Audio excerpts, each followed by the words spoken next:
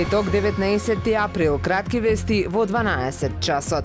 Училиштата добиле известување од Министерството за образование дека деновите на одржување на изборите 24 април и 8 мај, што беа прогласени за неработни, да се одработат во 2 саботи, објави на својот профил на Facebook председателот на СОНК Јаким Неделков. Од кога неработните денови преку ноќ стануваат работни, прашува Неделков и додава дека и други учебни години завршувале и биле верифицирани од страна на министерот со помалку од 180 работни денови. Тој бара министерот за образование веднаш да го повлече известувањето до училиштата, со кое се задолжуваат да ги одработат неработните денови прогласени од владата заради одржување на изборите. МОН вчера информира дека 23 април и 7 мај, односно деновите пред гласањето, ќе бидат работни за сите училишта, а наставата ќе биде со скратени часови. Со бројни свечености, општина Охрид и основното училиште Христо Узунов ќе одбележат 119 години од смртта на учителот, војводата и револуционерот Христо Узунов. Програмата започнува вечерва од 19 часот во Центарот за култура, каде ќе се одржи приредбата за одбележување на патрониот празник на училиштето што го носи неговото име. Свеченостите продолжуваат во понеделник и во вторник со положување цвеќе пред спомен обележјата на Узунов, панихида на неговиот гроб во Кичевското село Цер и историски час.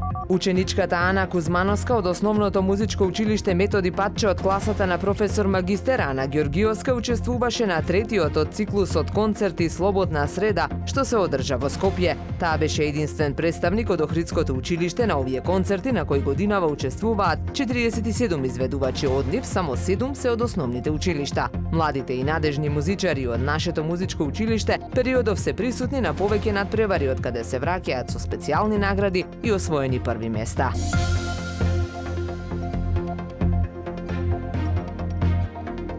Времето денес променливо облачно и посвежо, со повремени врнежи од дожд, дува слаб до умерен северен ветер. Максималната температура во Охрид до 10 степени. Повеќе информации на ohridpress.com.mk. Уредник и водител на вестите Даниела Спасик. Технички реализатор Реджеп Селман.